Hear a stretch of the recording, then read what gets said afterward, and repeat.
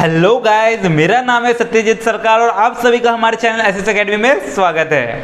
आज के लेक्चर में हम लोग देखने वाले हैं क्लास 10th के मैथ्स 2 का लेसन नंबर 1 जो कि हमारा सिमिलैरिटी है। आज उसका हम लोग प्रैक्टिस सेट 1.4 देखने वाले हैं जो कि हमारा बेस्ड है theorem of area of similar triangle के ऊपर। तो चलिए गाइस, बिना देरी किए शुरू करते हैं।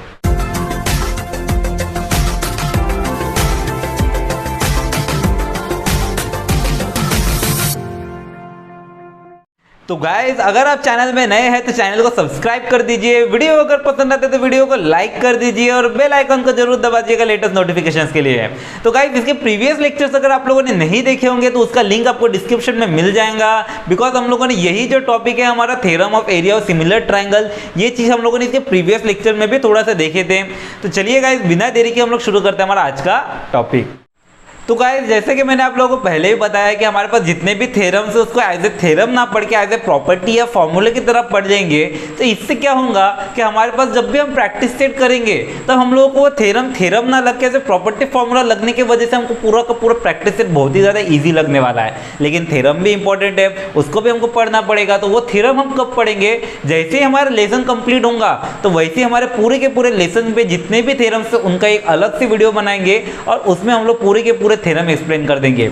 इससे क्या होगा आप लोगों को कि थ्योरम के नाम पे जो डर रहता है हल्का सा, तो वो डर आपको पूरी तरह से निकल जाएगा क्योंकि आप लोगों को थ्योरम ऑलरेडी यूज करके रहेंगे बहुत बार, जिस वजह से आप लोगों को उस चीज में वो डर बिल्कुल नहीं रहेगा और देखिएगा आप कितने इजीली प्रैक्टिस सेट भी हो जाएगा और थ्योरम में हो जाएगा। तो इसी वजह से मैं थ्योरम को अभी बस एज ए प्रॉपर्टी या फॉर्मूला की तरह एक्सप्लेन कर रहा हूँ। देखिए, सबसे पहला थ्योरम को क्या बोले यहाँ पे, theorem of area of similar triangle. अब theorem of area of similar triangle, अब यही चीज मैंने इसके प्रीवियस लेक्चर में बताया था, सेम टू सेम वही चीजें मैं फिर से एक्सप्लेन कर रहा था कि ये पूरा का पूरा प्रैक्टिस सेट इसी के बेस पे क्या है कि अगर मेरे पास दो ट्राइंगल है और वो दो ट्राइंगल मेरे सिमिलर है तो उनके एरिया का रेशो कैसे निकलता है? तो उनके एरिया का जो रेशो रहता वो उनके करस्पॉन्डिंग साइड्स के स्क्वायर के रेशो जितना होता है। अब यही चीज देखिए, हम दो ट्राइंगल के एरिया का रेशो ने प्रैक्टिस सेट 1.1 में भी देखे थे। वहां पे क्या था, अगर मेरे दो ट्राइंगल का एरिया का रेशो निकालना है तो हम लोग क्या करते थे, उसके बेस और हाइट के ऊपर डिपेंड करता था। वो base 1 into height 1 upon base 2 into height 2, तो इस चीज पे डिपेंड करता था। अगर बेस सेम है तो रेशो हाइट पे डिपेंड करता था और अगर हाइट सेम है तो रेशो बेस पे डिपेंड करता है। लेकिन यहाँ पे क्या बोले, अगर मेरे ट्राइंगल सिमिलर है, अगर मेरे ट्राइंगल सिमिलर है तो उनका जो रेशो है तो वो क्या रहेगा, कोई भी एक करस्पॉन्डिंग साइड्स का पेयर ले लेंगे, उसका स्क्वायर का रेशो निकालेंगे तो देखिएगा मेरे ट्राइंगल का रेशो निकल आएगा। कैसे? तो यहाँ पे इमेजिन कीजिए मेरे पास दो ट्राइंगल्स हैं। अब इन दोनों ट्राइंगल का अगर मैंने बोला कि चलो मेरे एरिया का रेशो निकालिए, तो हम लोग क्या करेंगे, कोई भी करस्पॉन्डिंग पेयर पकड़ लेंगे। कोई भी एक करस्पॉन्डिंग पेयर पकड़ेंगे तो हमारा काम होता है, तीन तीन पेयर पकड़ना ऐसा नहीं। अब यहाँ पे जैसे मैंने पकड़ा, सबसे पहले मैंने ये दो ट्राइंगल सिमिलर है तो कोई भी करस्पॉन्डिंग पेयर या तो मैं ए बी और एक्स वाई ले लूँ, तो ए बी का स्क्वायर अपन एक्स वाई का स्क्वायर निकालेंगे तो जो मेरा वैल्यू आएगा वही मेरा ट्राइंगल के एरिया का रेशो निकलेगा। बस इतना ही। अगर मैं बोलूंगा कि नहीं मेरे पास ए बी एक्स वाई देखिए, नहीं मेरे पास बी सी और वाई जेड गिवन है ट्राइंगल में, तो फिर हम लोग दूसरा करस्पॉन्डिंग पेयर निकाल लेंगे। अगर बोलेंगे नहीं मेरे पास तीसरा पेयर देखिए ए सी एंड एक्स जेड, तो हम लोग तीसरा करस्पॉन्डिंग पेयर ले लेंगे। कोई भी एक करस्पॉन्डिंग पेयर लेंगे और उसके स्क्वायर का रेशो निकाल लेंगे तो फिर देखिएगा हमारा एरिया का रेशो जितना रहेगा वो। सिंपल, इतना सही है। ठीक है, बहुत ही ज़्यादा इजी है। बस इसको इतना से याद रखिए कि अगर ट्राइंगल सिमिलर है तो उनका रेशो किस पे डिपेंड करता है, उनके करस्पॉन्डिंग साइड्स के स्क्वायर के रेशो जितना होता है उनका एरिया ऑफ ट्राइंगल का रेशो। काम खत्म, इतना ही याद रखिए। फिर देखिए आपका प्रैक्टिस कितना झटाझट हो जाता है। तो चलिए गाइस, अगर स्क्रीनशॉट लेना चाहते होंगे तो ले लीजिए, इसके बाद हमारा प्रैक्टिस सेट स्टार्ट करते हैं। तो चलिए गाइस, अभी हम लोग हमारा प्रैक्टिस सेट 1.4 स्टार्ट करते हैं जो कि बहुत ही ज्यादा इजी प्रैक्टिस सेट है। क्या बोले यहाँ पे हम लोग को, देखिए हमारा first question, the ratio of corresponding side of similar triangle is 3:5, then find the ratio of their area. मतलब हमारे पास दो ट्राइंगल्स है, जो ट्राइंगल्स क्या है, सिमिलर है। अब उन दोनों ट्राइंगल के करस्पॉन्डिंग साइड का रेशियो कितना गिवन है, 3:5, तो फिर उनके एरिया का रेशियो निकालिए। बिल्कुल हमारा थ्योरम के ऊपर है, हमको वो थ्योरम में जो देखे थे सेम टू सेम वही चीज दिख रहा है। अब यहाँ पे देखिए, लेकिन इनका कहीं पर वो कुछ नाम वाम देखे नहीं है तो फिर हमको क्या करना पड़ेगा, नाम देना पड़ेगा। तो हम लोग क्या करेंगे, तो हम लोग यहाँ पे एरिया को A1 A2 कंसीडर करते हो, करस्पॉन्डिंग साइड को S1 S2 कंसीडर करते हो। तो हम लोग क्या लिखेंगे, let the area of the triangles be, क्या ले लेंगे हम, A1 एंड A2। हम लोगों ने क्या किया, दोनों ट्राइंगल के एरिया को A1 A2 कंसिडर किए और उसके करस्पॉन्डिंग साइड को क्या कंसिडर करेंगे, S1 S2 कंसिडर कर देते हैं। तो हम लोग लिखेंगे and their corresponding sides be क्या ले लेंगे हम, S1 एंड S2, ठीक है, रिस्पेक्टिवली। तो ये ले लिए। अब इसके बाद ये मिल चुका है। अब इसके बाद देखिए हम लोग क्या बोले कि हम लोग को इनका एरिया का रेशो निकालना है। अब एरिया का रेशो किसके ऊपर डिपेंड करना है, साइड के रेशो के ऊपर। अब साइड का रेशो में ऑलरेडी गिवन है, करस्पॉन्डिंग साइड का रेशो कितना है 3:5। तो फिर हम लोग डायरेक्टली लिखेंगे, हमारे पास गिवन है S1:S2 = 3:5, या फिर हम इसको ऐसे भी बोल सकते हैं S1/S2 = 3/5। ये चीज़ मेरे पास क्या है, गिवन है ना। अब दोनों में से कैसे भी लिखिए, दोनों का मीनिंग क्या है, हमारा सेम है, ठीक है। अब यहाँ पे देखिए हम लोगों को हमारा रूल पता है। रूल क्या है, एरिया का जो रेशो है वो किसके ऊपर डिपेंड करता है, एरिया का रेशो डिपेंड करता है हमारा करस्पॉन्डिंग साइड्स के ऊपर। मतलब एरिया 1/एरिया 2 का जो रेशो है वो किसके ऊपर डिपेंड करेगा, करस्पॉन्डिंग साइड के स्क्वायर के ऊपर, मतलब S1/S2 के स्क्वायर के ऊपर। अब देखिए हमने रूल्स ऑफ इंडाइसिस में देखे थे, अगर अलग अलग स्क्वायर से और वो डिवाइड में है तो फिर वो क्या होता है, कॉमन एक में लग जाता है। तो यहाँ पे क्या हो जाएगा, S1/S2 को कॉमन स्क्वायर लगने वाला है, ठीक है। अब S1/S2 का वैल्यू मेरे को पता है कितना है 3/5, और इसका क्या हो जाएगा फिर स्क्वायर, 3 का स्क्वायर 9 एंड 5 का स्क्वायर 25। इससे ज़्यादा सिंप्लीफाई हो सकता है क्या, नहीं हो सकता। मतलब मेरा एरिया का रेशो निकल चुका है। तो फिर हम लोग डायरेक्टली लिखेंगे therefore area of ratio of their areas, therefore ratio of their areas भी कितना ले लेंगे हम, 9:25। क्लियर है, कितना इजी क्वेश्चन था। अब इसके ऊपर देखिए, अब भाई फर्स्ट क्वेश्चन सॉल्व होता है, अभी हम सेकंड क्वेश्चन देखेंगे। अब सेकंड क्वेश्चन भी एकदम इजी क्वेश्चन है। यहाँ पे देखिए क्या बोले हम लोगों को, in the triangle if triangle ABC similar to PQ, दो ट्राइंगल है जो दोनों मेरे क्या है, सिमिलर है, एंड AB/PQ = 2:3। उनके करस्पॉन्डिंग साइड का रेशो क्या बने, देखिए AB/PQ करस्पॉन्डिंग साइड का रेशो कितना है 2:3। Then fill in the blanks, हमको fill in the blanks fill up करने बोले। अब देखिए क्या बोले, area of triangle upon area of triangle ABC upon area of triangle PQR। AB के लिए फर्स्ट ट्राइंगल में से AB उसका करस्पॉन्डिंग पेयर क्या रहेगा, AB का करस्पॉन्डिंग पेयर PQ। तो ऑब्वियसली इधर क्या रहने वाला है, PQ स्क्वायर। क्लियर है। अब AB का वैल्यू मेरे पास 2 था, 2 स्क्वायर। PQ का वैल्यू मेरा 3 था, 3 स्क्वायर। 2 स्क्वायर मेरा कितना होता है 4, एंड 3 स्क्वायर कितना होता है 9। Solve.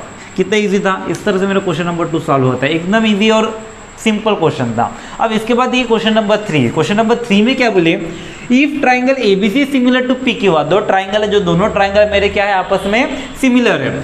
Area of triangle ABC 18, area of triangle PQR 125। वहां पे जो मेरे ट्राइंगल्स के एरिया मेरे पास गिवन है, ट्राइंगल्स का एरिया कितने 80 एंड दूसरे ट्राइंगल का एरिया कितना है 125। फिल इन द ब्लैंक्स, हमको ब्लैंक्स फिल कीजिए। अब कैसे करेंगे, तो देखिए हमारे पास बोले area of triangle ABC upon area of triangle क्या ब्लैंक है। अब वहाँ पे ब्लैंक है मतलब ऑब्वियसली क्या आने वाला है, PQR आने वाला है। तो हम लोग यहाँ पे लिख देंगे area of triangle ABC upon area of triangle PQR, और उनका रेशो, उनका वैल्यू कितना है 80/125। एरिया ऑफ ट्राइंगल ABC का वैल्यू 80 था, एरिया ऑफ ट्राइंगल PQR का वैल्यू 125।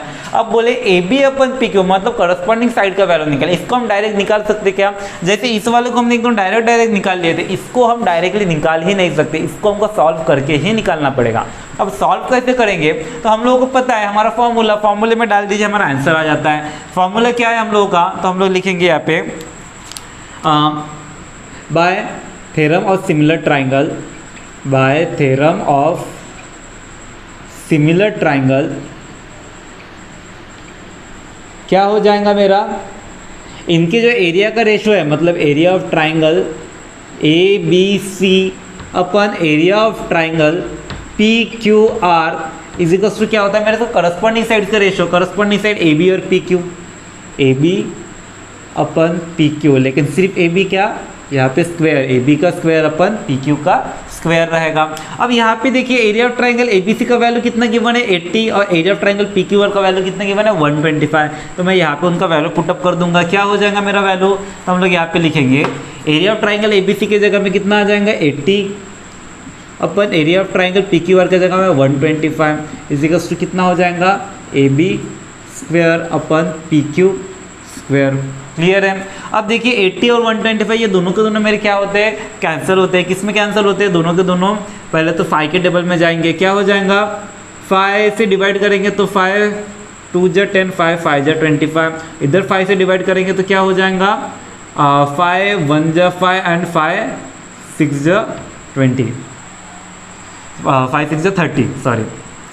तो इस तरह से देखिए 16/25 निकल गया, तो हम लोग यहाँ पे लिख देंगे मेरा वैल्यू कितना निकला है हमारा 16/25 is equals to AB² upon PQ²। Clear है। अब यहाँ पे देखिए क्या दिख रहा है हमको, दोनों की तरफ ये स्क्वायर है और ये मेरे क्या दिख रहे हैं, दोनों के दोनों मेरे स्क्वायर हटाना है। बोले तो यहाँ पे मेरे को ये स्क्वायर को इस तरफ शिफ्ट करना है, तो या तो आप दोनों स्क्वायर को इस तरफ शिफ्ट कर सकते हैं या फिर हम लोग टेकिंग स्क्वायर रूट भी ले सकते हैं। दोनों में से कोई भी मेथड यूज़ कीजिए चलेगा। तो यहाँ पे मैं टेकिंग स्क्वायर रूट ले लेता हूँ। क्या करेंगे हम, टेकिंग स्क्वायर रूट ले लेंगे, तो फिर taking square root on both side, square root on both side. अगर मैं दोनों तरफ स्क्वायर रूट ले लूँगा तो क्या हो जाएगा, यहाँ पे क्या होने वाला है, square root of 16 upon square root of 25 is equals to square root of AB² upon square root of PQ²। अब यहाँ पे देखिए स्क्वायर रूट ऑफ 16 मेरा कितना होता है, 4 होता है, तो फिर मैं यहाँ पे क्या लिखूँगा 4। स्क्वायर रूट ऑफ 25 मेरा कितना होता है 5 इज इक्वल्स टू AB का स्क्वायर रूट कैंसिल, बचता क्या है AB अपन PQ का स्क्वायर रूट कैंसिल होता है, क्या बचता है PQ। मतलब मेरे AB अपन PQ का वैल्यू मेरा कितना निकला है, AB अपन PQ का वैल्यू निकला है 4:5। देखिए क्वेश्चन मेरा सॉल्व हो चुका है। तो इस तरह से मेरे AB अपन PQ का वैल्यू निकलता है। यही मेरे को चाहिए था ना, AB अपन PQ। तो यहाँ पे मेरा डायरेक्टली वैल्यू पुटअप कर दूंगा। क्या निकला मेरे AB अपन PQ का वैल्यू 4:5, मतलब यहाँ पे आएंगे 4 और इधर आएगा 5। इस तरह से हमको ब्लैंक फिलअप करना है। तो देखिए कि यहाँ पे हम डायरेक्ट नहीं कर सकते। इस क्वेश्चन में अगर वैल्यू पुटअप करना है तो हमको इसको सॉल्व करना ही पड़ेगा। तो समझ गया होंगे आप लोग किस तरह से सॉल्व किए। चलिए जल्दी से स्क्रीनशॉट ले लीजिए, इसके बाद नेक्स्ट क्वेश्चन देखते हैं। तो चलिए गाइस अभी हम लोग हमारा नेक्स्ट क्वेश्चन देखते हैं। क्या बोले यहाँ पे हम लोग को, triangle LMN is similar to triangle PQR। दो ट्राइंगल है, वो दोनों ट्राइंगल आपस में सिमिलर है, जहाँ पे 9 into area of triangle PQR is 16 into area of triangle LMN। अब इस चीज को देख के बहुत बार बच्चे कंफ्यूज होते हैं, लेकिन बिल्कुल भी कंफ्यूज मत होइए। ये मेरा क्या है, ये मेरा दो ट्राइंगल्स का रेशो गिवन है। कैसे, तो वो मैं सॉल्व करते वक्त दिखा दूंगा कि ये कभी भी अगर आपको ये चीज़ दिख गया तो आप समझ जाइएगा कि यहाँ पे मेरे पास ये जो दो ट्राइंगल्स दिख रहे हैं ना, उनका ये चीज़ रेशो है। अब उसको रेशो में कैसे कन्वर्ट करते हैं वो मैं बता देता हूँ। अब इसके बाद देखिए if QR equals to 20 then find MN। हमको QR का वैल्यू देखिए MN का वैल्यू फाइंड करना है। मतलब एक साइड का वैल्यू देखिए दूसरे साइड का वैल्यू फाइंड करना है। कैसे करेंगे, तो हम लोग डायरेक्टली लिखेंगे। सबसे पहले तो इसको रेशो में कन्वर्ट कर लेते हैं। क्या लिखेंगे, हमारे पास गिवन क्या है, 9 into area of triangle PQR is equals to 16 into area of triangle LMN। ये चीज़ मेरे पास क्या है, गिवन। अब इसके बेस पे देखिए ये 9 इधर मल्टीप्लाई उधर गया तो क्या हो जाएगा, डिवाइड। ये area of triangle LMN multiply उधर गया तो क्या हो जाएगा, डिवाइड। क्योंकि हमको पता है कि हमारे जितने भी वेरिएबल या फिर रेशो वगैरह के टाइप पे रहता है, तो हम लोग क्या करते हैं, हमारे पूरे के पूरे जो एरिया है यहाँ पे पूरे दोनों एक तरफ हो जाएंगे और नंबर दूसरी तरफ हो जाएंगे। तो हम लोगों ने यहाँ पे एरिया को मल्टीप्लाई में तो इधर डिवाइड, इधर 9 मल्टीप्लाई में था उधर डिवाइड। तो यहाँ पे हमारा क्या हो जाएगा, तो हम लोग लिखेंगे area of triangle PQR upon area of triangle LMN उधर मल्टीप्लाई तो इधर आ गया तो डिवाइड, वैसे 9 इधर मल्टीप्लाई उधर गया तो फिर डिवाइड। ये देखिए मेरा रेशो निकल गया। क्लियर है। अब देखिए इस तरह से हमारा रेशो मिल जाता है। अब देखिए हमको एरिया ऑफ ट्राइंगल का रेशो गिवन है, एक साइड का वैल्यू पता है, दूसरा साइड निकाला है। हमको फॉर्मूले में बढ़ जाता ना, फॉर्मूला मतलब वही जो हमारा थ्योरम था। क्या देखे थे हम लोगों ने, हम लोग यहाँ पे लिखेंगे डायरेक्टली कि हमारे पास गिवन है कि ये दोनों ट्राइंगल मेरे सिमिलर है। तो हम लोग लिखेंगे यहाँ पे हमारे पास क्या है, triangle LMN is similar to triangle PQR। ये चीज़ मेरे पास क्या है, गिवन है। अगर दो ट्राइंगल मेरे सिमिलर होते हैं तो अब क्या होता है, एरिया ऑफ ट्राइंगल का जो रेशो रहता और उनके करस्पॉन्डिंग साइड्स के जो स्क्वायर का रेशो रहता है वो क्या रहता है, इक्वल रहता। तो हम लोग यहाँ पे लिख देंगे, क्या लिखेंगे, एरिया ऑफ ट्राइंगल का रेशो मतलब area of triangle PQR upon area of triangle LMN, इसका रेशो इज इक्वल्स टू क्या रहेगा, हमारे करस्पॉन्डिंग साइड का रेशो। करस्पॉन्डिंग साइड देखिए मेरे पास QR का वैल्यू गिवन है। अब QR का करस्पॉन्डिंग साइड क्या है, MN है ना। तो हम लोग यहाँ पे अगर QR का स्क्वायर लिखे तो नीचे में क्या आएगा, MN का स्क्वायर। क्लियर है। अब इसको देखिए सॉल्व कैसे करेंगे। तो हमारे पास area of triangle P Q R upon area of triangle L का वैल्यू पता है 16/9 है, तो हम लोग यहाँ पे डायरेक्टली लिखेंगे हमारा वैल्यू कितना 16/9। और उसी तरह से यहाँ पे देखिए क्यू आर स्क्वायर, अब क्यू आर का वैल्यू मेरे को पता है कितना है 20 का स्क्वायर, अपन एम एन का वैल्यू मेरे को पता नहीं, तो उसको जैसे कि वैसा छोड़ दीजिए। अब देखिए यहाँ पे अक्सर स्क्वायर वगैरह में दिख रहा है, बोलेंगे बच्चे अब ये यहाँ पे क्या करना। तो इसको देखिए आप लोग अगर सिंपली करना है, ये डिवाइड उधर गया मल्टीप्लाई, फिर इधर उधर, फिर कैंसिल वैंसल, वैसे भी कर सकते हैं। लेकिन इसको एक और तरीका है, देखिए हमको सॉल्व करने के बहुत सारे तरीके, लेकिन हमको जो सिंपलेस्ट फॉर्म में जाता है उससे करेंगे तो हमको सॉल्विंग और ज़्यादा ईजी हो जाता है। तो यहाँ पे देखिए मैं 16 मेरा 4 का स्क्वायर, 9 मेरा 3 का स्क्वायर, ये 20 का स्क्वायर और ये एम एन का स्क्वायर। अगर मैं पूरे के पूरे टर्म को मैंने स्क्वायर रूट ले लिया तो फिर क्या हो जाएगा, पूरे का पूरा स्क्वायर रूट कैंसिल हो जाएंगे, 16 का स्क्वायर रूट 4 और 9 का स्क्वायर रूट 3 आएगा। कैसे, तो यहाँ पे देखिए हम लोग लिखेंगे, क्या लिखेंगे हम लोग, टेकिंग स्क्वायर रूट, क्या करेंगे हम, taking square root on both side, मैं दोनों साइड में क्या करूँगा, स्क्वायर रूट ले लूँगा। अगर स्क्वायर रूट ले लिए तो क्या होने वाला है, 16 को स्क्वायर रूट लगेगा, 9 को स्क्वायर रूट लगेगा, इजिकल्स टू 20 को स्क्वायर रूट लगेगा, 20 स्क्वायर को स्क्वायर रूट लगेगा, अपन एम एन स्क्वायर को स्क्वायर रूट लगेगा। तो यहाँ पे देखिए क्या हो रहा है, 16 का स्क्वायर रूट कितना होता है मेरा, तो 16 का स्क्वायर रूट होता है 4, तो मैं यहाँ पे डायरेक्टली लिखूंगा मेरा क्या निकला 4। 9 का स्क्वायर रूट होता है 3, इजिकल्स टू 20 का स्क्वायर रूट मेरा होता है स्क्वायर रूट क्या हो जाएगा, कैंसिल, बचेगा कितना 20, अपन एम एन का स्क्वायर रूट कैंसिल, बचेगा कितना एम एन। तो यहाँ पे देखिए मेरा ये सिंपलेस्ट फॉर्म में कन्वर्ट हो गया। अब ये एम एन इधर डिवाइड में उधर गया मल्टीप्लाई, ये क्या हो जाएगा, और ये 3 इधर डिवाइड में उधर गया मल्टीप्लाई, मतलब 4 into M N equals to 20 into क्या होने वाला है 3। अब ये 4 इधर मल्टीप्लाई उधर गया तो क्या होने वाला है, डिवाइड। तो हम लोग यहाँ पे क्या लिखेंगे, तो हम लोग लिखेंगे M N equals to 20 into 3, 4 इधर मल्टीप्लाई उधर गया तो क्या होने वाला है, डिवाइड। अब ये दोनों देखिए कैंसिल होता है, 4 1 जा 4 एंड 4 5 जा 20, तो एम एन का वैल्यू कितना निकलेगा 5 इंटू 3, 5 इंटू 3 हमारा कितना होता है 15 होता है। तो फिर हम लोग लिखेंगे देयरफॉर एम एन का वैल्यू मेरा कितना मिला, एम एन का वैल्यू मेरा मिला 15, यही चाहिए था ना। देखिए कितना इजीली हमारा वैल्यू निकल गया। तो इस तरह से देखिए हमारा क्वेश्चन नंबर 4 सॉल्व होता है, बहुत ही ज़्यादा इजी क्वेश्चन है। चलिए इसके बाद हमारा नेक्स्ट क्वेश्चन देखते हैं जो कि हमारा क्वेश्चन नंबर 5 है। क्या बोले यहाँ पे हम लोग को, area of 2 similar triangles are 225 square centimetre and 81 square centimetre. हमारे पास 2 ट्राइंगल है जिनका एरिया गिवन है कितना है 225 एंड 81, देखिए नाम नहीं दिखे यहाँ पे। इसके बाद बोले if the side of smaller triangle is 12, वहाँ पे स्मॉलर ट्राइंगल का साइड हमको 12 देखे, then find the corresponding side of bigger triangle. तो बिगर ट्राइंगल का हमको करस्पॉन्डिंग साइड बताइए। अब कैसे निकालेंगे, तो हम लोग यहाँ पे डायरेक्टली लिखेंगे। हमको सबसे पहले इनको नाम नहीं पता किसी का भी, तो कुछ तो भी नाम कंसिडर कर देते हैं। हम लोग क्या कंसिडर करेंगे, तो यहाँ पे लिखेंगे लेट, क्या लिखेंगे, area of triangles, area of triangles be A1 and A2, ठीक है। और उसके करस्पॉन्डिंग साइड्स को हम लोग क्या कंसिडर कर देते हैं S1 and S2 and their corresponding sides भी क्या लेंगे अब S1 एंड S2 रिस्पेक्टिवली। अब देखिए मेरा A1 और A2 मेरे एरिया हो गया। अब पहला एरिया मेरा 225, तो A1 मेरा कितना हो जाएगा 225। तो हम लोग यहाँ पे इसके वैल्यूज लिखेंगे बारी बारी से। A1 एरिया 1 मेरा कितना है 225।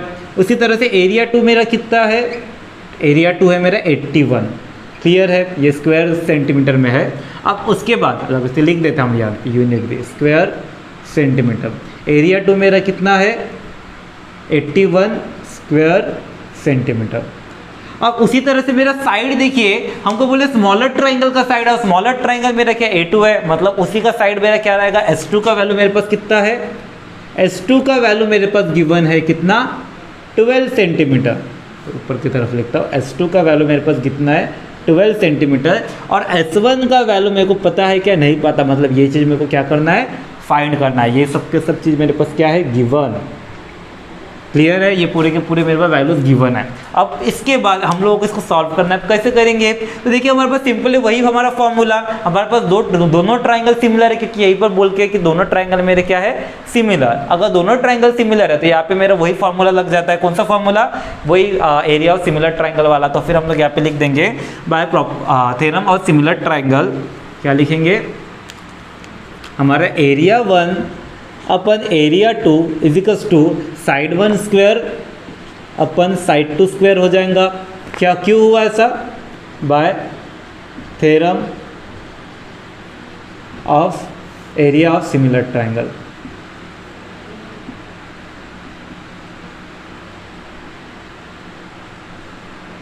ठीक है, तो हमारे एरिया सिमिलर ट्राइंगल के थ्योरम से क्या हो गया? Area 1 upon area 2 equals to side 1 square upon side 2 square. मतलब दोनों ट्राइंगल के एरिया का रेशो किसके ऊपर डिपेंड करता है? करस्पॉन्डिंग साइड के स्क्वायर के रेशो के ऊपर। अब यहाँ पे देखिए एरिया 1 का वैल्यू मेरे पास कितना है? 225। तो मैं यहाँ पे लिख दूंगा उसका वैल्यू कितना हो जाएगा? 225। और उसी तरह से एरिया 2 का वैल्यू मेरे पास कितना है? एरिया 2 का वैल्यू है 81। और यहाँ पे साइड 1 का वैल्यू कितना है? साइड 1 का वैल्यू हमको नहीं पता, उसको जैसे कि वैसा रख देते हैं। और साइड 2 का वैल्यू हमको कितना है? 12 का स्क्वायर। क्लियर है? अब देखिए यहाँ पे भी मेरे को पूरा का पूरा स्क्वायर में दिख रहा है। अगर मैं इसको नॉर्मल सिंप्लीफाई करना चाहूँ तो भी कर सकते हैं, लेकिन अगर इसको हम टेकिंग स्क्वायर रूट ले लिए तो देखिए और इजीली सॉल्व होता है, क्योंकि 225 मेरा 15 का स्क्वायर है, 81 मेरा 9 का स्क्वायर है। अब यहाँ पे 12 का स्क्वायर रूट ले लेंगे तो स्क्वायर रूट कैंसिल हो जाएगा, स्क्वायर यहाँ पे भी S1 का स्क्वायर रूट कैंसिल हो जाएगा। तो आप पूरा का पूरा स्क्वायर करेंगे, फिर उधर लेके मल्टीप्लाई, फिर सॉल्व करेंगे, फिर डिवाइड करेंगे, फिर उसका अगेन स्क्वायर रूट निकालेंगे, प्रोसीजर लंबा हो जाता है। तो हम लोग क्या करेंगे, क्वेश्चन को जितना सिंप्लीफाई कर सकते उतना सिंप्लीफाई करते हैं। तो सिंप्लीफाई करने के लिए हम लोग क्या करेंगे? स्क्वायर रूट ले लेंगे। तो हम लोग लिखेंगे टेकिंग स्क्वायर रूट। अगर मैं स्क्वायर रूट ले लिया तो क्या होने वाला है? पूरी के पूरी जगह में स्क्वायर रूट लग जाएगा। मतलब ये क्या होने वाला है? तो हम लोग लिखेंगे 225 का स्क्वायर रूट, 225 का स्क्वायर रूट अपन 81 का square root is equals to इधर S1 का स्क्वायर रूट, S1 स्क्वायर का स्क्वायर रूट, S1 स्क्वायर का स्क्वायर रूट अपन 12 स्क्वायर का स्क्वायर रूट। अब यहाँ पे देखिए स्क्वायर रूट ऑफ 225 कितना होता है? 15 होता है, हमको पता है। तो हम लोग यहाँ पे डायरेक्टली कितना लिख देंगे? 15। स्क्वायर रूट ऑफ 81 कितना होता है? 9। Square root of S1 square root क्या हो जाएगा? कैंसिल, बचेगा कितना? S1 अपन 12 का स्क्वायर रूट कैंसिल, बचेगा कितना? 12। क्लियर है? अब ये 12 इधर डिवाइड में उधर जाएगा तो क्या होने वाला है? मल्टीप्लाई होने वाला है। तो फिर हम लोग लिखेंगे क्या बचा अपना? 15 into 12 upon 9 is equals to कितना हुआ? S1। क्लियर है? अब इसको और सॉल्व करते हैं। इसको मैं यहाँ पे पार्टीशन बना देता हूँ और फिर यहाँ पे सॉल्व कर देते हैं। क्या हो जाएगा? ये देखिए 15 इंटू 12 अपन 9, इसको सीधा करके लिख देंगे। यहाँ पे मैं फिर से लिख देता हूँ। तो फिर क्या हो जाएगा मेरा वैल्यू? यहाँ पे इस तरह से दिखेगा S1 is equals to 15 into 12 upon 9। अब देखिए यहाँ पे कुछ कैंसिल होता है क्या? तो देखिए पूरे के पूरे 3 के टेबल में जाते हैं। क्या लिखेंगे हम लोग? ये 3 जा 9 और 3 4 जा 12। अब ये देखिए फिर से कैंसिल होता है, 3 1 जा 3 एंड 3 5 जा 15। बच्चा कितना? S1 is equals to 5 into 4। नीचे में 1 का लिखने की जरूरत पड़ती क्या? नहीं। तो S1 का वैल्यू मेरा कितना निकला? 5 इंटू 4 20। यानी कि मेरा करस्पॉन्डिंग साइड का वैल्यू कितना निकला? 20। तो फिर हम लोग बोलेंगे therefore corresponding side of bigger triangle, मतलब बिगर ट्राइंगल करस्पॉन्डिंग साइड का वैल्यू मेरा कितना निकला? 20 सेंटीमीटर। तो फिर हम लोग यहाँ पे लिख देंगे देयरफॉर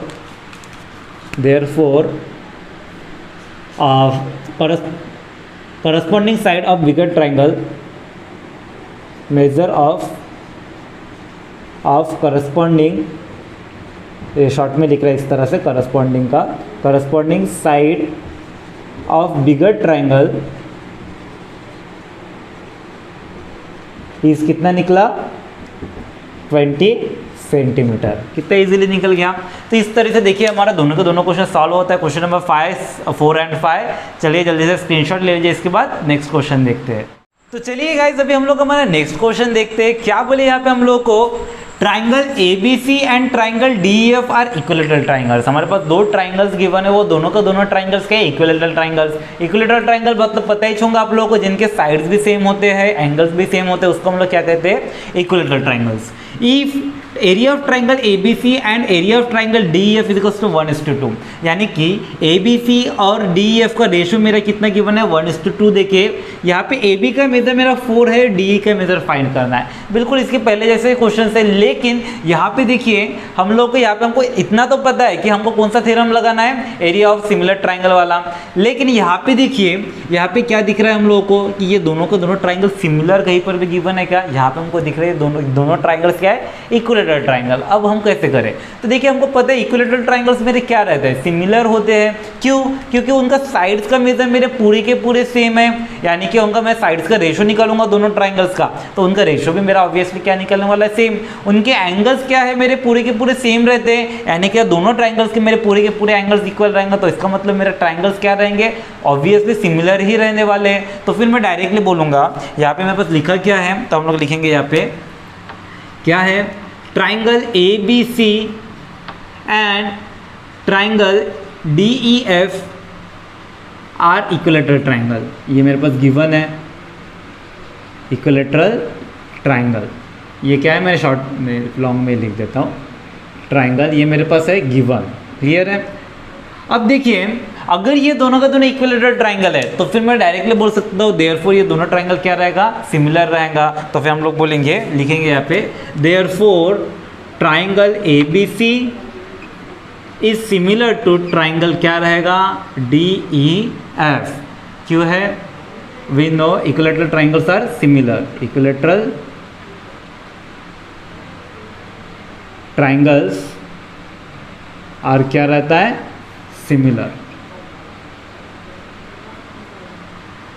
यानी दोनों ट्राइंगल मेरे सिमिलर हो गए। अब यहाँ पे देखिए मेरे पास रेशो क्या गिवन है, मतलब area of triangle ABC upon area of triangle DEF का वैल्यू कितना गिवन है, 1:2। मतलब मेरे पास गिवन है area of triangle ABC upon area of triangle DEF, इनका रेशो कितना गिवन है मेरे पास, 1:2। ये मेरे पास क्या है, गिवन। और साथ ही AB का मेजर मेरे पास 4 और फाइंड DE निकालने बोले। अब देखिए दोनों ट्राइंगल अगर सिमिलर है तो फिर मैं डायरेक्टली बोल सकता हूँ मेरा कौन सा टेस्ट, थ्योरम लगा देंगे। यहाँ पे हम लोग डायरेक्टली थ्योरम लगा के मैं क्या बोल दूंगा कि इनका जो मेरा एरिया का रेशो और करस्पॉन्डिंग साइड्स का रेशो का स्क्वायर मेरा क्या रहता है, इक्वल रहता है। तो फिर हम लोग डायरेक्टली यहाँ पे लिख देंगे, क्या लिखेंगे, area of triangle ABC upon area of triangle DEF is equals to क्या रहेगा मेरा, इनके करस्पॉन्डिंग साइड्स। अब करस्पॉन्डिंग साइड मेरे पास AB का वैल्यू गिवन है, मतलब AB ले रहे। अगर मैं AB का स्क्वायर लिया तो नीचे में किसका स्क्वायर लेंगे, हम DE का स्क्वायर लेंगे, और यही मेरे को क्या करना था, निकालना था। अब ये हम लोग क्यों लिखे, हम लोग लिखेंगे by area of, bye theorem of similar area, theorem of area of similar triangle.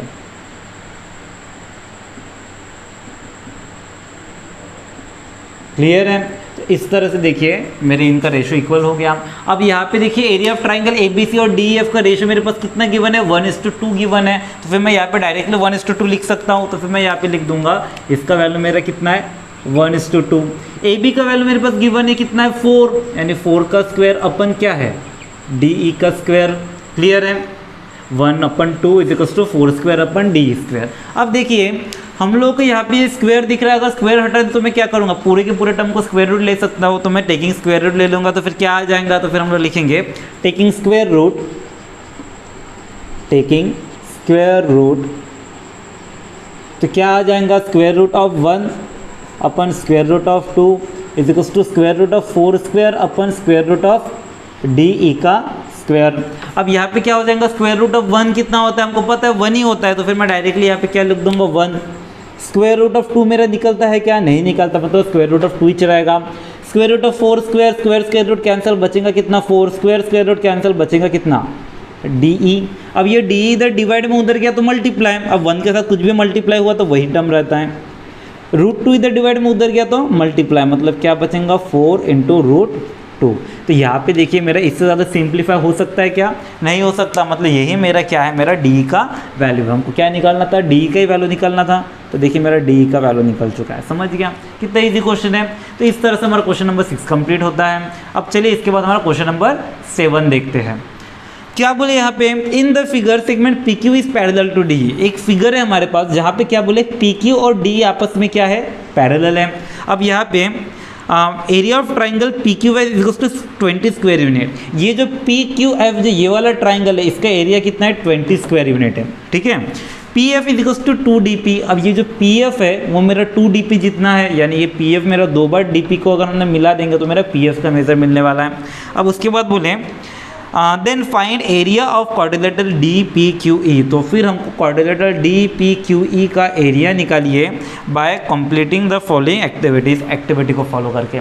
अब देखिए ये क्वेश्चन हमेशा सिर्फ एक्टिविटी में आएंगे ऐसा ज़रूरी नहीं है, ये क्वेश्चन विदाउट एक्टिविटी में भी अक्सर आता है। इसी वजह से ध्यान रखिए क्वेश्चन किस तरह से कर रहे हैं। सिर्फ एक्टिविटी में हमको पता है हाफ से ज़्यादा क्वेश्चन सॉल्व रहता है, देख के पता चल जाता है क्या करना है, लेकिन अगर एक्टिविटी के बाहर से आ गया तो फिर क्या करेंगे। अगर ये क्वेश्चन विदाउट एक्टिविटी में आया तो इसी वजह से हम लोग को इसको ध्यान से देखना पड़ेगा। अब क्या बोले यहाँ पे क्वेश्चन हमको समझ गया होंगे, यहाँ पे क्या बोले उसके ऊपर से हम लोग देखेंगे सॉल्व। अब यहाँ पे देखिए क्या गिवन है हम लोगों को लेके गिवन है हमारे पास area of triangle P Q F कितना था, 20 स्क्वायर यूनिट। ये पी क्यू एफ का एरिया कितना था, 20 स्क्वायर यूनिट, ये गिवन था। और साथ ही साथ पी एफ का जो वैल्यू था वो 2dp जितना था।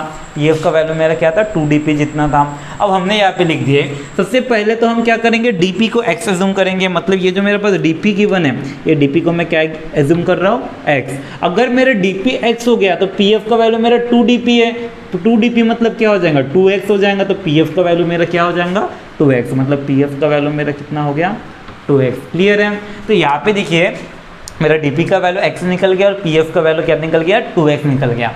अब यहाँ पे हमको df का अगर वैल्यू निकालने बोले, ठीक है, क्योंकि यहाँ पे देखिए हमको दो ट्राइंगल दिख रहा है। एक ट्राइंगल मेरा है PQF और दूसरा ट्राइंगल दिख रहा है PEF। सबसे पहले तो ये समझिए मेरे को ये क्वाड्रिलेटरल का वैल्यू कैसे निकालेंगे। अब क्वाड्रिलेटरल का हमको एरिया का फॉर्मूला वगैरह हम लगा नहीं सकते, यहाँ पे हमको साइड्स का मेजर गिवन नहीं है, तो हमको कोई ना कोई लॉजिक लगा के हमको एरिया का वैल्यू निकालना है। एरिया का वैल्यू कैसे निकाल सकते हैं, तो देखिए हमारे पास यहाँ पे दो ट्राइंगल दिख रहा है। एक ट्राइंगल दिख रहा है PQF और दूसरा ट्राइंगल दिख रहा है DEF।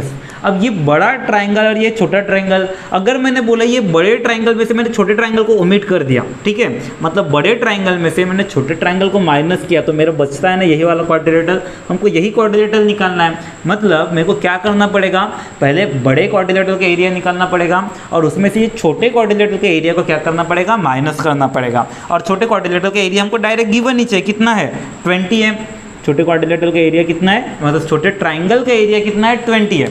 अब बड़ा ट्राइंगल का एरिया हमको पता है क्या, नहीं पता, तो बड़ा ट्राइंगल के एरिया हमको निकालना पड़ेगा।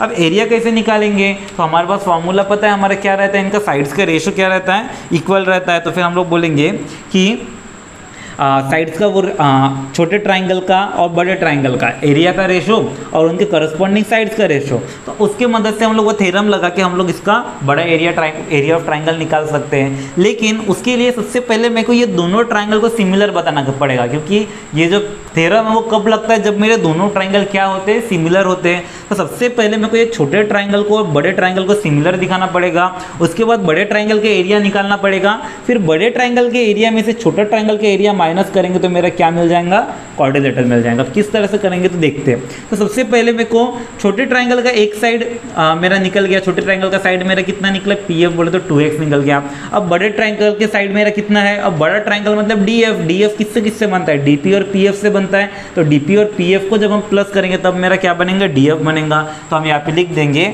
हम जब DP के साथ किसको प्लस करेंगे, PF को प्लस करेंगे, किसको, PF को प्लस करेंगे, तब मेरा क्या बनेगा, DP का वैल्यू मेरा x है और PF का वैल्यू मेरा 2x है। तो x प्लस 2x कितना हो जाएगा, 3x। इसका मतलब मेरा DP का वैल्यू कितना मिल गया, 3x। तो यहाँ पे देखिए ये DF का मेजर कितना हो गया मेरा, 3x। क्लियर है। अब यहाँ पे देखिए दो ट्राइंगल मैंने बोला था, दो ट्राइंगल क्या देखना है, एक PQF देखना है और दूसरा DEF देखना है। तो हमने बोले in triangle FDE and FPQ, वही ट्राइंगल है, बस नाम अलग तरीके से लिखे हैं। FDE मतलब FDE बड़ा वाला ट्राइंगल और दूसरा ट्राइंगल FPQ यानी छोटा वाला ट्राइंगल।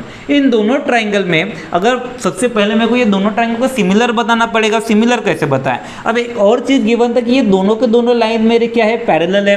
अब हमको अगर ये दोनों लाइन पैरेलल है तो उसको काटने वाला लाइन ये DF है, मतलब ये मेरा क्या हो जाता है, ट्रांसवर्सल। अब हमको पता है कि अगर कोई लाइन मेरे पैरेलल है और उसमें एक ट्रांसवर्सल है है तो फिर करस्पॉन्डिंग पेयर्स मेरे क्या रहते हैं, इक्वल रहते हैं। मतलब करस्पॉन्डिंग पेयर से मैं बता सकता हूँ कि ये एंगल और ये एंगल मेरा क्या रहेगा, इक्वल रहेगा। तो यहाँ पे भी हमको वही बताना है कि ट्राइंगल इन दोनों ट्राइंगल में triangle F D E is equal to क्या रहेगा, एफ पी क्यू रहेगा। क्यों रहेगा, करस्पॉन्डिंग पेयर से। तो फिर हम लोगों ने लिखे F D is congruent to क्या होने वाला है मेरा एंगल क्या रहेगा, एफ पी क्यू।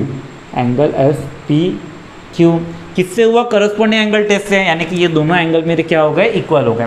उसी तरह से मैं दूसरे साइड में भी करस्पॉन्डिंग पेयर से इस एंगल को और इस एंगल को क्या बता दूंगा, इक्वल बता दूंगा। मतलब angle F E D is equal to क्या रहेगा, एंगल एफ क्यू पी रहेगा। तो हम लोग लिखेंगे एंगल एफ क्यू पी।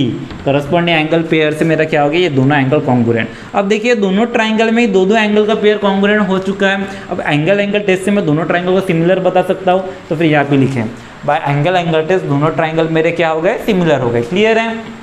अब इसके बाद हमारा theorem of area of similar triangle हम लोग लगा देंगे। अगर थ्योरम लगा दिए तो फिर क्या होता है, मेरा ट्राइंगल सिमिलर हो गया तो डायरेक्टली थ्योरम बढ़ जाता है। थ्योरम में क्या है कि मेरे दोनों ट्राइंगल के एरिया का रेशियो किसके ऊपर रहेगा, करस्पॉन्डिंग साइड्स के रेशियो के ऊपर। अब सबसे पहले मेरा छोटा ट्राइंगल का रेशियो कितना है, छोटा ट्राइंगल क्या है मेरा, एफ पी क्यू। तो हमने नीचे में लिखा एफ पी क्यू। बड़ा ट्राइंगल है एफ डी ई, तो मैंने ऊपर में लिखा एफ डी। अब इनका जो मेरा रेशियो रहेगा किसकी इक्वल रहेगा, करस्पॉन्डिंग साइड के। यानी ऊपर में बड़ा ट्राइंगल तो बड़ा ट्राइंगल का साइड कितना है, डी एफ। तो हम लोग यहाँ पे क्या लिखेंगे, हमारा डी एफ लिखेंगे। और छोटा ट्राइंगल का वैल्यू कितना है, पी एफ। तो यहाँ पे हम नीचे में क्या लिखेंगे, पी एफ लिखेंगे। तो हम लोग यहाँ पे वैल्यू लिख देंगे area of triangle F D E upon area of triangle F P Q. F P Q यहाँ पे मेरा करस्पॉन्डिंग साइड्स के स्क्वायर जितना रहता है रेशो। अब करस्पॉन्डिंग साइड मेरे पास गिवन कौन सा है, डी एफ गिवन है। अब डी एफ गिवन है तो फिर यहाँ पे लिखेंगे हम डी एफ का स्क्वायर। और डी एफ के साथ मेरा क्या रहेगा, पी एफ रहेगा। तो यहाँ पे मेरा क्या रहेगा, पी एफ का स्क्वायर, क्योंकि उसका करस्पॉन्डिंग पेयर है। अब डी एफ का वैल्यू मेरे पास गिवन है, डी एफ का वैल्यू मेरे पास कितना है, हमने निकाले 3x। और पी एफ का वैल्यू हमारे पास क्या निकला, 2x निकला। तो मैंने 2x लिख दिया।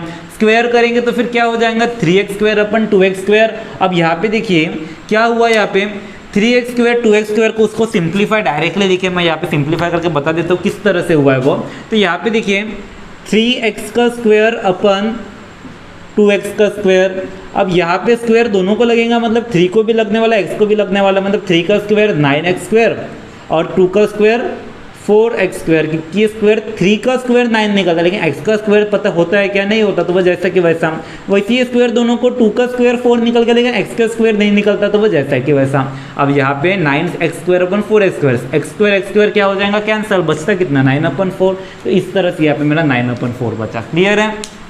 अब ये दोनों ट्राइंगल का मेरा रेशियो कितना निकल गया, 9:4। अब अगर 9:4 निकला तो मेरा छोटे ट्राइंगल का वैल्यू मेरे को पता है। छोटे ट्राइंगल का वैल्यू कितना है, 20। तो बड़ा ट्राइंगल का मैं बड़े इजीली निकाल सकता। तो फिर हम लोग लिखेंगे कि इनका रेशियो अगर 9:4 है तो बड़ा ट्राइंगल छोटे ट्राइंगल से 9:4 गुना बड़ा है। तो हम लोग लिखेंगे जो बड़ा वाला ट्राइंगल है, मतलब एफ डी ई, ये बड़ा ट्राइंगल क्या है, छोटे ट्राइंगल से 9:4 गुना बड़ा है, क्योंकि इनका रेशियो निकल गया। तो 9:4 गुना बड़ा है, मतलब 9:4 इंटू छोटा ट्राइंगल। तो यहाँ पे हो गया मल्टीप्लाई। क्लियर है। अब इनको अगर सॉल्व करेंगे तो क्या निकलेगा, area of triangle F P Q का वैल्यू हमारे पास गिवन था, हमारा कितना था, 20 स्क्वायर यूनिट। क्वेश्चन में गिवन था, तो हम लोगों ने लिख देंगे यहाँ पे एफ पी क्यू का वैल्यू मेरा कितना है, 20 स्क्वायर यूनिट। तो मैं यहाँ पे लिख दूंगा 20।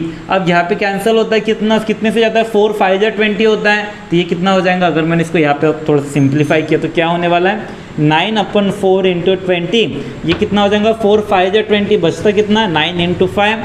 9 इंटू 5 कितना होता है, 45। मतलब इधर कितना होने वाला है मेरा, 45। एरिया है मतलब स्क्वायर सेंटीमीटर यूनिट लिखा है, तो फिर यहाँ पे क्या रहेगा, स्क्वायर यूनिट। क्लियर है। तो इस तरह से देखिए मेरे बड़े ट्राइंगल का एरिया निकल गया, समझ गया।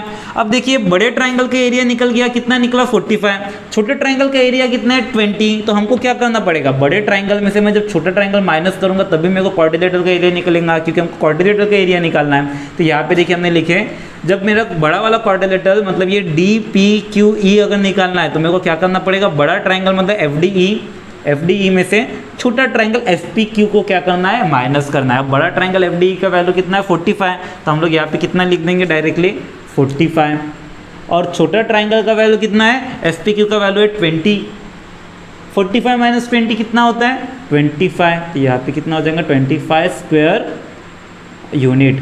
तो ये हो गया मेरा एरिया ऑफ क्वाड्रिलेटरल का। इस तरह से देखिए मेरे एक्टिविटी बेस्ड क्वेश्चन सॉल्व होता है। जरूरी नहीं है कि हमेशा एक्टिविटी में ही आए। ये मेरा रफ पोर्शन है, याद रखने के लिए मैं यहाँ पे लिख देता हूँ। तो देखिए ये जरूरी नहीं है कि हमेशा एक्टिविटी में ही आए, ये अलग से भी आ सकता है। इसी वजह से अच्छे से देख के रखिए। तो उम्मीद करता हूँ आपको समझ ही आऊँगा। जल्दी से स्क्रीनशॉट ले। तो गाइस इस तरह से हमारा प्रैक्टिस सेट 1.4 कंप्लीट होता है। उम्मीद करता हूँ आपको हर एक क्वेश्चन अच्छी तरीके से समझ गया होगा। फिर भी अगर आपको किसी क्वेश्चन में डाउट होगा तो आप मुझसे कमेंट सेक्शन में पूछ सकते हैं। अगर आपको हमारा वीडियो अच्छा लगता है तो चैनल को सब्सक्राइब कर दीजिए। वीडियो अगर पसंद आता है तो वीडियो को लाइक कर दीजिए और बेल आइकन को जरूर दबाइएगा लेटेस्ट नोटिफिकेशन के लिए। तो चलिए गाइस मिलते हैं आपसे अगले वीडियो में।